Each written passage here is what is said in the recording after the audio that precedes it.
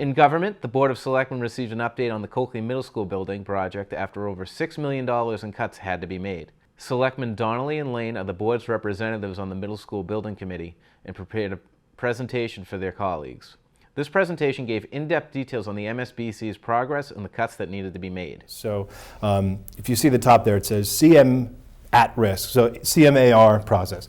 So a while back we decided to use the construction manager at risk model for the project. And so what that does for us is really kind of puts us at an advantage of choosing a firm early on in the pre-construction phase, which I think will benefit us in terms of getting accurate pricing when it comes to the actual bidding and the construction documents, which we'll talk about in a little bit.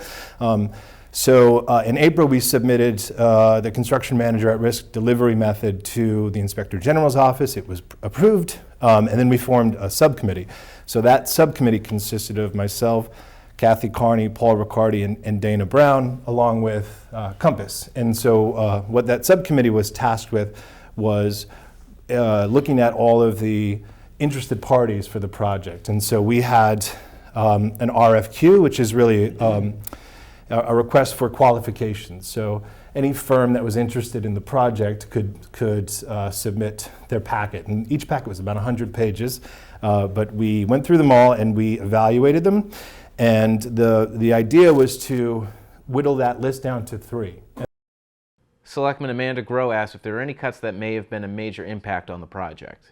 Like, were there any that sort of floated up that were like, oh, it's too bad? If there's not, that's fine. Yeah, we did a nice job avoiding that. There was a list. We had priorities 1, 2, and 3, and there was actually a subsection of a different amount of items that we didn't prioritize at all because they would have affected the building in a different way. For example, we could have opted to reduce the auditorium by 50 seats and thereby make the building smaller. That would have been a major impact that we avoided by going through the priority list. Or even, Ms. Groh, the generator, that was sort of the priority 3 list. We didn't even touch anything on that sort of third priority, which was grouped as really essential items. And to build a brand new building and not have a generator would really be kind of foolish. And so because of the work of Mr. Riccardi and Dr. Frazek, they really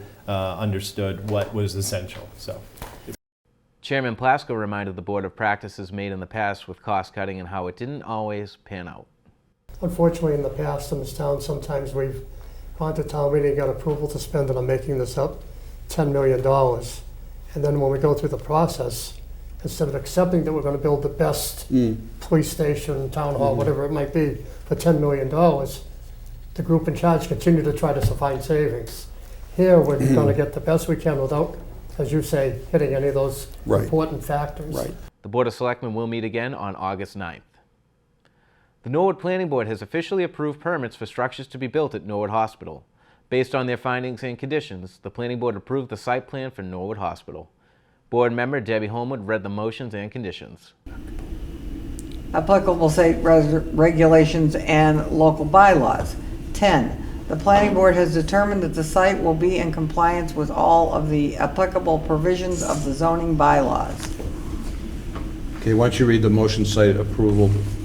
Based on the findings above, I move to approve subject to conditions. A site plan entitled Norwood Hospital Replacement ASB-CNS, prepared by Smith Group, dated 6/22/22, pursuant to section 9.9.3, Hospital in the Medical Services Overlay District, and section 10.5, Site Plan Approval. Okay, so that's a motion to approve. Is there a second? Second. Mr. Sheehan seconds. Anything on the motion?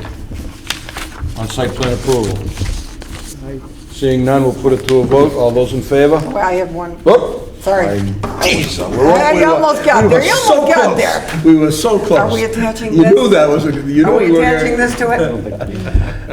We are not. Text thing? Or you're just going to have that in your... There are some recommended conditions in Matt's letter of July 25th, and when I do draft the final decision, some of those recommended conditions will be added to the ones that you've reviewed tonight. Okay. Thank you. Okay. All right. We were so, we were I that, we know, were that, yeah. I know. All right, do it again, Ernie, do it again. All right, so you made the motion. Joe second. Joe seconded. Anything else? Anything on the motion for site plan approval? Seeing none, all those in favor, say aye. Aye. Opposed? Unanimous. Following this list of conditions, the board took their final vote. Okay, any final discussion on this? Nothing. Okay, seeing that, we'll put it to a vote, supermajority. All those in favor say aye. Aye. Opposed? Unanimous. This meeting has been another milestone on the road to a new Norwood hospital. The planning board will meet again next month.